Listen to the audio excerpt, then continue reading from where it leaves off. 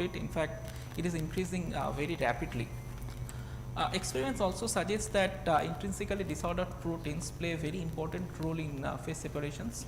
So disordered proteins are mainly like they don't have any unique folded structure and contain a lot of polar and charged amino acids, and also they have these low complexity sequences which my previous speaker elaborated in detail. So I'll not go in details here, but basically they contain some amino acids which, like if you look at the sequence, this amino acid comes often and often. Okay. And also these disordered proteins, they offer flexibility and can induce weak multivalent dynamic interaction. I will come to that later. So if you look at in general phase diagram, what happens if the protein concentration is above certain limit, we call it some threshold limit, then the protein starts to form droplets. But this concentration is not unique, like you can tune the concentration by changing the temperature, or experimentalists prefer to add some salts or change the pH, something like this. So you can actually change these things, and they usually observe these droplets under the microscope when you add some sort of fluorophores like GFP or TAPI and all those things, and they actually look very beautiful under the microscope. Okay, so now let us understand this typical liquid-liquid phase separation diagram. So what I have here is it's not a real phase diagram, it's for general understanding. So on the x-axis I have some concentration of the protein, and on the y-axis I have certain parameters. That parameter can be temperature, it can be some ionic strength coming from salts, or it can be pH. Now within this blue region, the system undergoes phase separation. So if the concentration is within this limit, then it would phase separate and it would produce two distinct phases. One is the dilute phase, another one is the condensed phase. Now if you go along this parallel dotted line, I have 4 different regions, 1, 2, 3 and 4.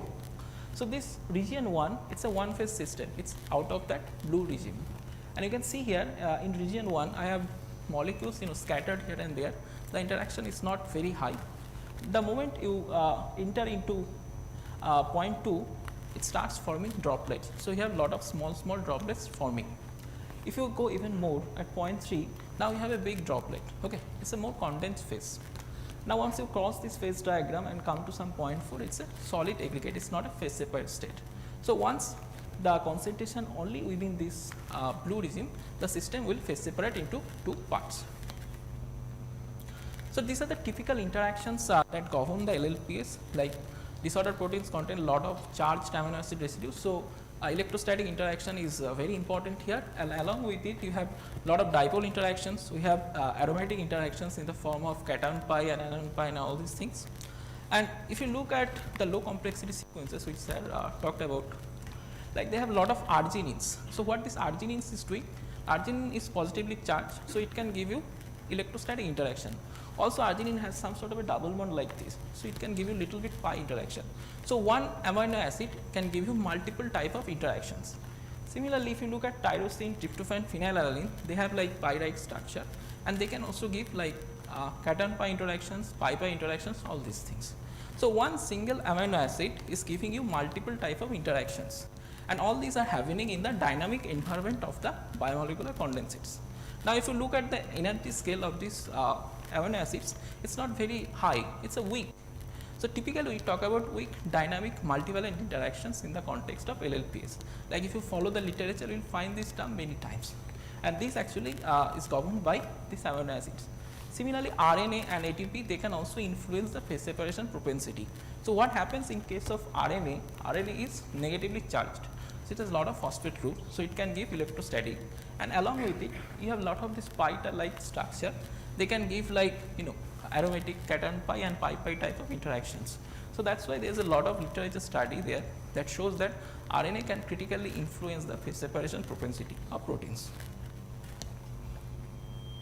And there are a lot of literature study that actually shows how important is this multivalency. I will not go details here. And also like it can lead to diseases. For example, this fast protein, or talk about some other proteins, human tau proteins, they also can form solid like aggregates and associated with various neurodegenerative diseases like ALS and all these things. So there is a lot of interest going on there, how this coming, like how this aggregate is forming.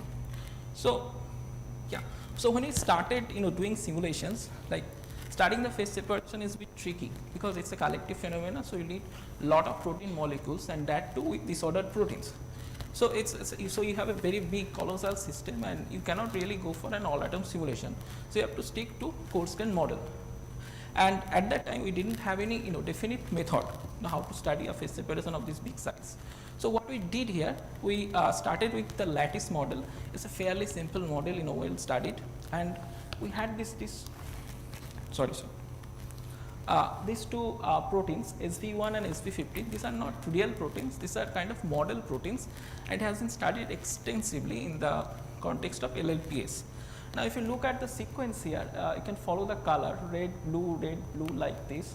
So this one is basically EK, the red one is the E amino acid, and the blue one is the K, lysine. So if you follow the charges, so you have basically -1, +1, -1, +1 like this.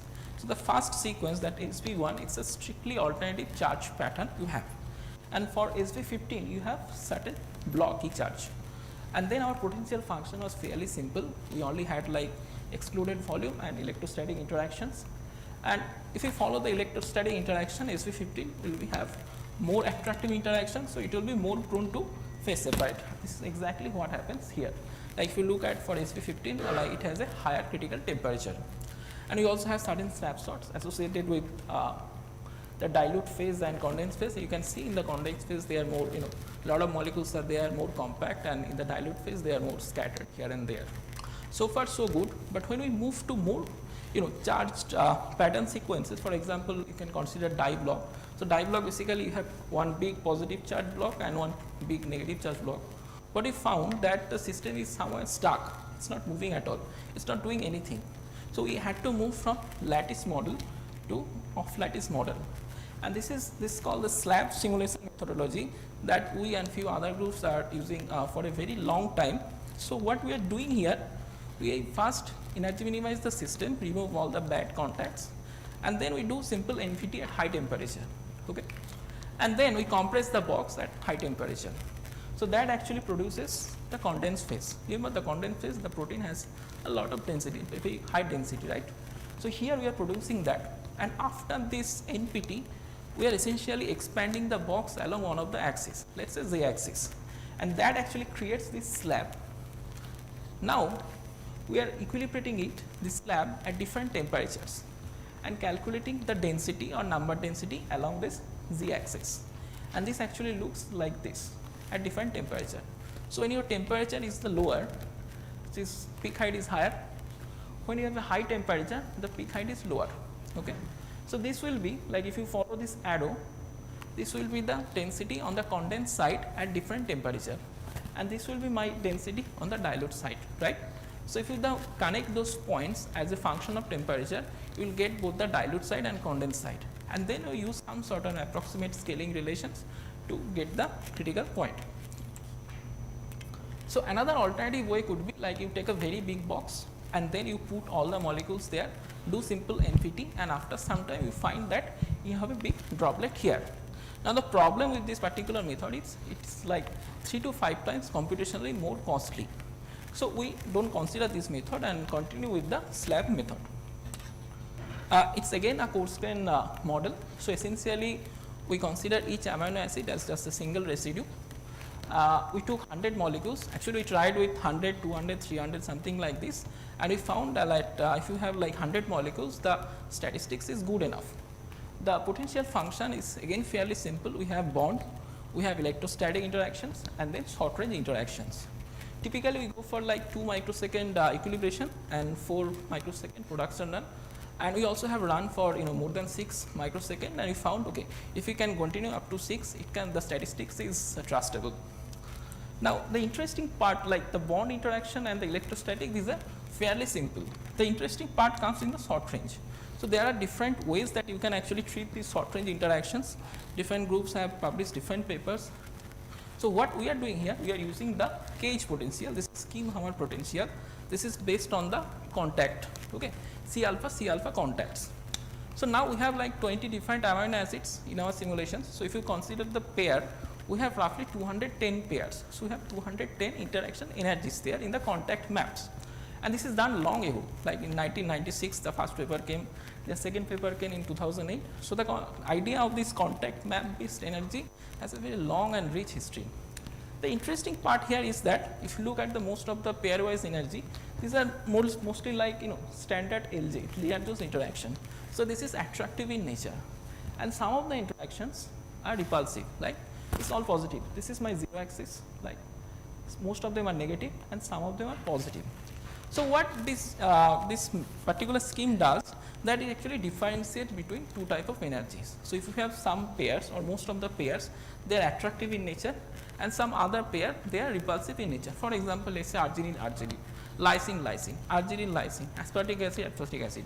So this kind of interaction are mostly repulsive in nature. On the other hand, if you consider like tryptophan, tyrosine, phenylalanine, all those aromatic things, they are attractive in nature. Okay. Now, actually looking at the simple simulation snapshot, you can actually differentiate whether the system is phase separating or not. So, if you have a phase separated state, you can see lot of molecules there sticking at the center, and when it is not phase separated, the molecules are scattered. So, just by watching at the simulation snapshot after your production run, you can actually clearly see whether the system is undergoing phase separation or not. Now, so far so good. We talk about this IDP, and IDP has lot of charged residue. So the electrostatic interaction, they play a very important role here in LLPS.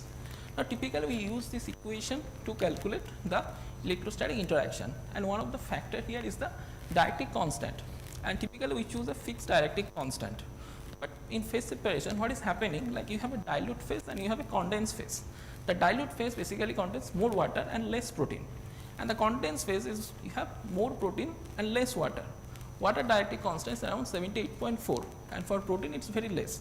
If you consider a fully folded protein, it's around like 2 to 4 maybe, and for disordered protein it may be a little bit higher, but the difference is large. So when you have a particular molecule in the dilute phase, the dielectric environment that it's filling is very different than the environment it's filling in the condensed phase. So that molecule, when going from the dilute to condensed phase, it will have a completely different electrostatic environment. So what we essentially need is a position dependent dielectric constant, right? But that is difficult to implement in the whole code. So what we did, we use different values of dielectric constant. So it's not very difficult to calculate the dielectric constant. You can actually do from time dependent dipole moment fluctuation, and it would look something like this. We calculated this thing for DDX4 using Amber force field, and we actually use lot of water potential to check how much is the fluctuating. So you can actually take some values around this and consider this as the dielectric constant of the whole system.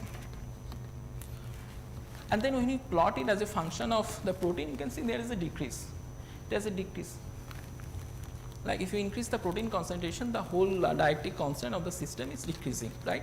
And there are also certain experimental papers. This is from dielectric relaxation paper. They actually did some dielectric relaxation experiment and showed that inside the cell it can be very different. It actually depends from species to species what will be the dielectric constant. But important thing here, it's not water-like. This is less than 78.4. And when we applied this thing, different dielectric constant, we found around a value of like 40, the critical temperatures that we are getting for 4 different variants of DDX4 that matches at least qualitatively with the experimental data. So we continue to use this dielectric constant of 40. Now it's very important that we are dealing with liquid-liquid phase separation. So there must be some proof to show that it is indeed liquid. It's not like solid or it's not like gas. And there are 2 ways that you can actually show. One is by looking at the radial distribution function, because we know that solid, liquid and gas, they can have a completely different RDF, and also you can calculate the diffusion coefficient and show that okay, the molecules are moving. So we actually calculated them and show that we have certain diffusion coefficient. We didn't compare with the experiment, we don't have it, but we can actually ensure that from this data that this is not something arrested state. The molecules are moving, it's dynamic. Now we concentrated on this caprin-1 protein. This is also an RNA binding protein. It also has a lot of RGG regions at and if you look at the sequence, there are a lot of RGG and RG, something like this. So it can be also very interesting from your perspective. See, we are not taking the whole protein here.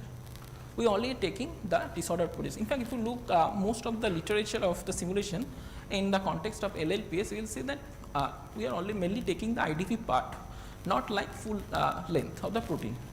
So, this wild type caprin 1 in the disordered region, it has like 103 residues, and out of this we have 15 arginine, 1 lysine and 3 aspartic acid.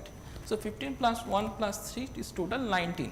So, you have 19 residues out of 103 residues are charged.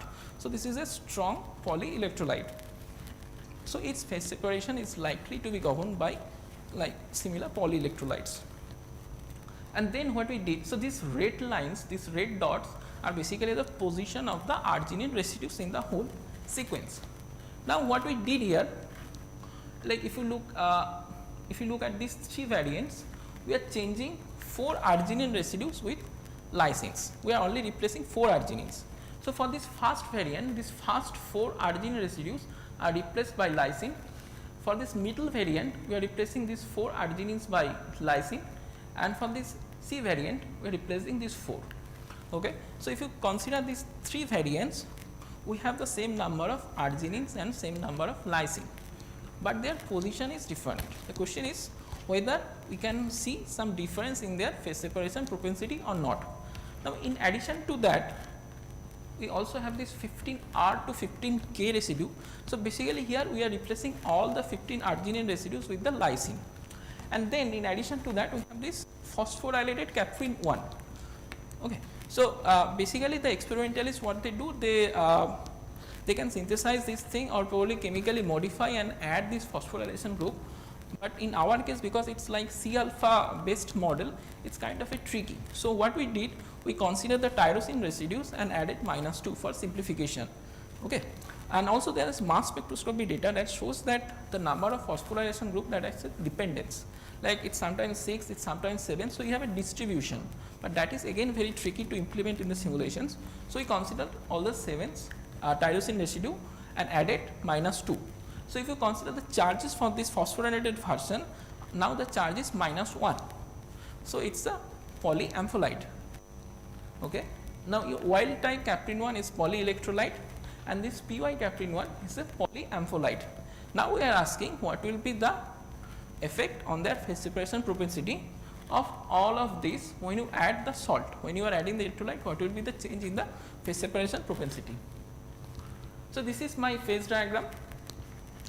So, this is for the caprin 1 at different salt concentration, and this one is for the PY caprin 1 at different salt concentration. So, we consider 4 different salts here, 0 millimolar. So, basically there is no salt except few ions we have to add to neutralize the whole system, and then we have 200, 480 and 960, 3 different salt concentrations here.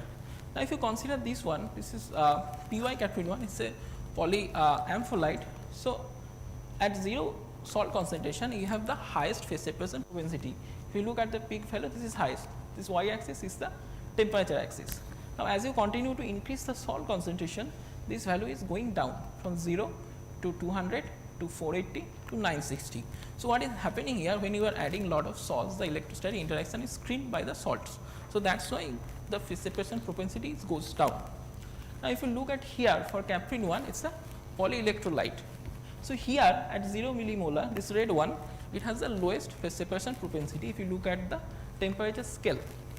Now, when you are adding salt, this goes down, goes up. You can see the 200 here, this one orange one, this is 200 millimolar salt concentration. If you add further salt, let us say go to 480 millimolar, it is increasing again slightly, and if you increase to 960 millimolar, then it goes down.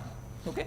So, what is happening here, as you continue to increase the salt concentration, the phase separation propensity first goes up. If you are following the gray line, it goes up and then it goes down. So, you have some sort of re-entrance phase here. So, what is happening exactly here, that if this caprin 1 is positively charged, right. So, you have lot of repulsion there, you are adding salts. So, that repulsion is screened. So, the phase separation propensity that goes up at an optimal concentration of, let us say 480 millimolar, it becomes even higher. Now, as you further increase the salt concentration, it goes down because you have now more and more screening. Okay. So, that is why we have this re-entrance behavior. And then we also did this for different variants. So, on my left hand side, I have 15R to 15K. So, here we replace all the arginines with the lysine residues. Now, here I have 3 different other variants N, M and C. Now, if you look at in general like this one, it has the lowest phase separation propensity across the all salt concentration, because arginine can provide more interaction to the system compared to lysine. Although they have the same charges, but the linear charge interaction for arginine is higher than lysine, and this is well documented in the literature. Now, here for the position dependent, you see more of these two, this N and C, they are more or less similar, but here in case of the middle, this is little bit higher. So, what is happening when these things are very close to each other, there is little bit repulsion there, which is not here in the M variant. So, that is why this M variant has a higher phase separation propensity. Now, we are interested in how is the salt distribution, like what the salt is actually doing for caprin 1 and py caprin 1. So, you can focus on this snapshots here. So, what essentially we have this data is for caprin 1 and this data is for the phosphorylated caprin 1, and we are showing the distribution of Na and Cl at 480 millimolar. So, this is caprin 1 number density distribution, chloride and sodium. Now, here we are showing the same thing, but without this caprin 1, but the unit is 5 minutes. But the unit is different, it is in millimolar unit, and you can actually see when the caprin 1 density is very high, remember it is a positively charged thing, you can actually take lot of negatively charged chloride inside it to balance the charges, and at the same region see the positively charged sodium ions are repelled a bit. Now, here in case of the phosphorylated one, the charge here is -1, so it is taking little bit of sodium, and at the same time some chloride is also coming, because there are a lot of positive charges there. So, both are coming here, but for the sodium it is higher, because overall the net charge is negative. So, this is well expected, and we show some of the snapshots here. This is my full box snapshot with all the salts and all the protein molecules. Now, if you remove the salts here, you can see this is my condensed phase, and these are dilute phase, like very few molecules are there, and if you remove the sodium, it is like a more or less homogeneous distribution. And if you can see here, maybe not visible properly, you can actually see there is little bit more chloride ions here. So, what is the role of that chloride ions? Now, when you look at the snapshots of this condensed phase, this thing here, we actually see there are some bridging interactions here. So, what is the role of the chloride ion? Your caprin 1 is positively charged. When you add the salt, the electrostatic interaction is neutralized, right? Because it is positive, chloride is negative. So, you can neutralize, but is it only neutralizing it, or is it also acting as a bridging agent? Remember, if it is acting as a bridging agent, then your apparent repulsive interaction can be tuned into an attractive interaction. So, you have two arginine, two positive charge repelling each other, but now in between you have a chloride. So, this repulsion between these two arginine is now becoming attractive in nature. So, indeed if it is playing as role as like bridging agent, then the phase separation propensity will go up. Okay. So, this is typically like radial distribution function here, and you can see lot of interaction is here, and we can actually see that 98.5%, almost all of them are actually within this fast peak minima of the arginine. And then we asked like whether you can define in a definitive way whether the chloride ions are indeed acting as a neutralizing agent or bridging agent. So, what we did here, we actually calculated the energy of this trio. You have arginine 1, arginine 2, and in between you have chloride. So, we calculated the interaction energy involving these two arginine and one chloride, and if the interaction energy of this trio is negative, so then chloride is providing you attractive interaction. So, now it is acting as a bridging agent. If the interaction is positive, then it is only neutralizing it, it is not acting as a bridging agent, and then you can have some sort of intermediate. What we found something very interesting, that almost 87% of the chloride ions, they are acting as a bridging agent. So, that is actually promoting the phase separation here.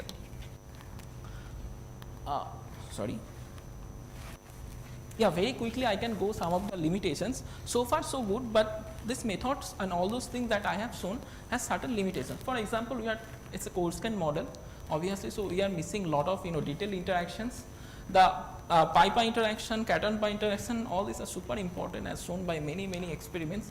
The way we are treating it is not like explicit. And then when we are dealing with the simulations, we usually do not take the folded domain.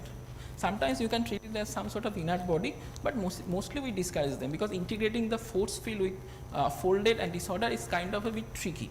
It's somewhat like gray area.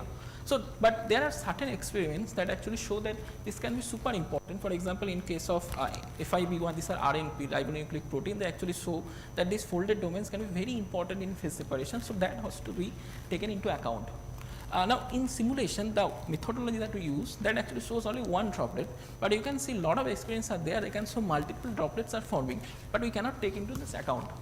And then role of water molecules, we know in biological system water are very important, we cannot take them because the system size will be very high. Force field parameter for IDPs, as you can see, like some of the result that I have shown, the distinction is not very high from the experimental result. So, we need to tune those force field parameters in order to be more accurate with the biological thing.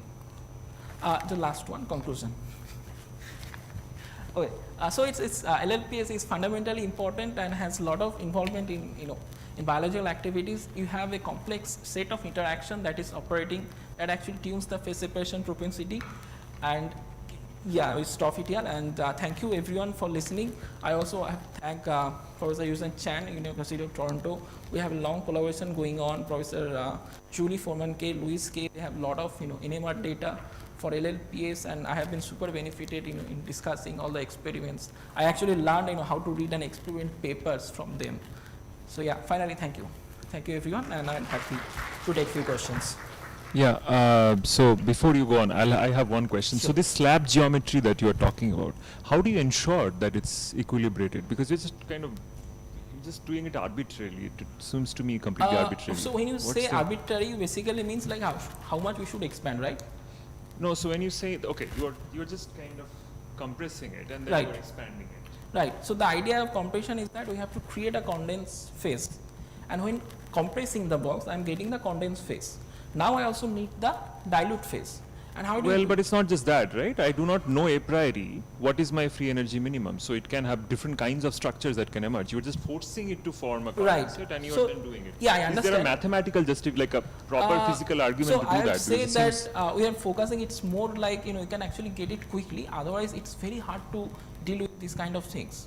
I because- understand that you're doing it, but it seems completely arbitrary to me. I'm not familiar with this literature. But So we I mean, have it's- not only us, but there are also other groups, they have checked a lot of things. For example, how much you should expand. Okay, and all these things, what should be the initial concentration. It really does not fluctuate a lot. But it's not just see, you can do the simulations, but at the end of the day, you're like doing experiments. But in terms of the actual thermodynamics and our own understanding of StatMech, how do you ensure that the system is equilibrated? There is no other way, right? I mean, you have to. That's not. I mean, like standard MD, you also check all those energy values to ensure that it's kind of I see. the fluctuations are within the limit. I see. Okay. This we can And there discuss are later also theoretical papers that have actually checked that the surface effect is also minimum when you have a slab, compared to a full box. I see. Okay, let's discuss. But I agree, there are certain limitations with these methods. But as of now, in order to deal with this huge system, we don't have any better methods available. Yeah, I mean, theoreticians have always this thing. I agree. Yeah, sure. Hi, great talk. Thank you. I'm just thinking that the finite size effect will have a very difficulty here, right? Because you are just taking a single condensate, Right. and you really don't know what would be the real size of that, because it is limited by your number of molecules you are taking. Right. Actually, we checked up to like 500, 600 protein molecules, and we didn't find any difference in the phase diagram. Okay, so you mean the Right. it doesn't depend on the size of the No, droplet. it does not depend. Until and unless, like, if it is like if you're taking 20, 30, there are some papers available. There, the system size dependence can be important, but we have checked. Okay. Another thing is that you discussed about dielectric constant, right? Right. You said you have used blanket 40 for all, Right. side within the condensate as well as outside. Right. But that is too mean field. Yeah, that is also an approximation, approximation. right? I agree. That is also an approximation. So our point was that we're not going to use something very low and something very high. No, I understand, but you have to understand that you are making it too mean field, right?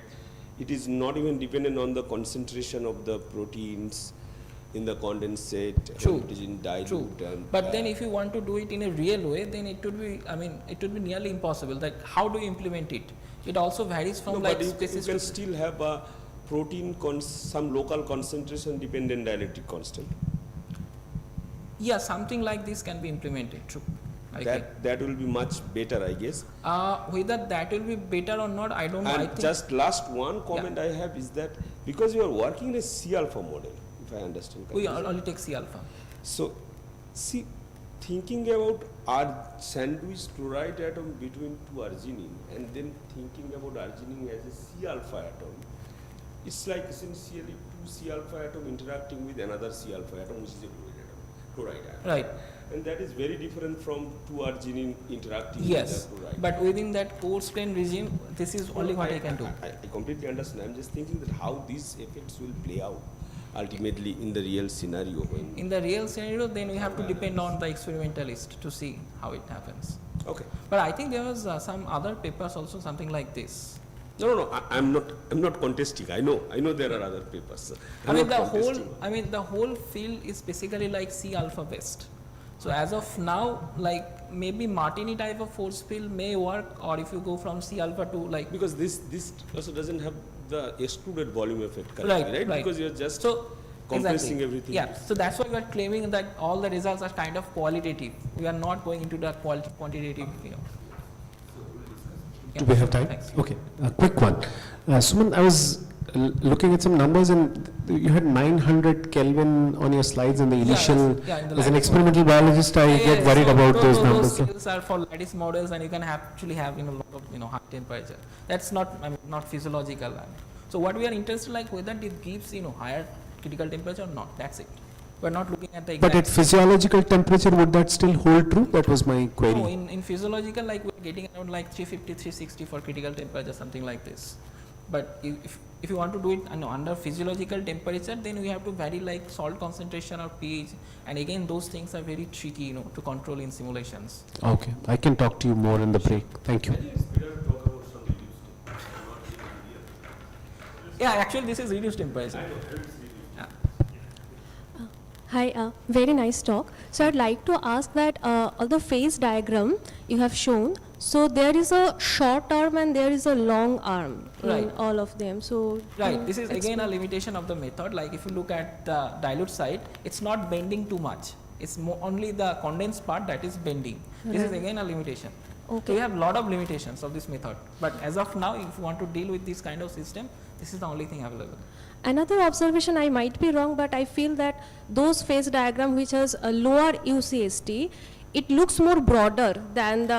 Right. It's because of the fitting function that we are using. It's kind of an arbitrary.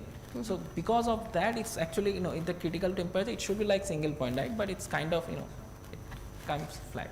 Okay, thank you. Yeah, Suman, nice talk.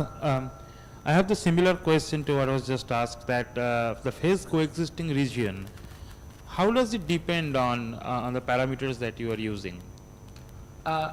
So it depends on the temperature, Yeah. right? It depends on the density. We are only considering like, if we can go back. This is slide 21. Sorry. I think.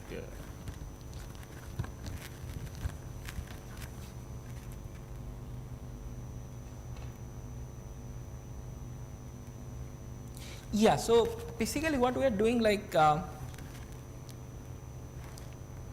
this is my density distribution at different temperatures, and we are considering this density as the density on the condensed side and this density on the dilute side, and then we are just connecting those points. Now the variation here is very high, so you can see it's actually bending, but for the dilute side this variation is very low, that's why it's not bending. And in order to get the critical point, we are using some sort of scaling relation, and because of that this is not very accurate, so that's why it's not a single point, it's kind of a straight line is coming. Yeah.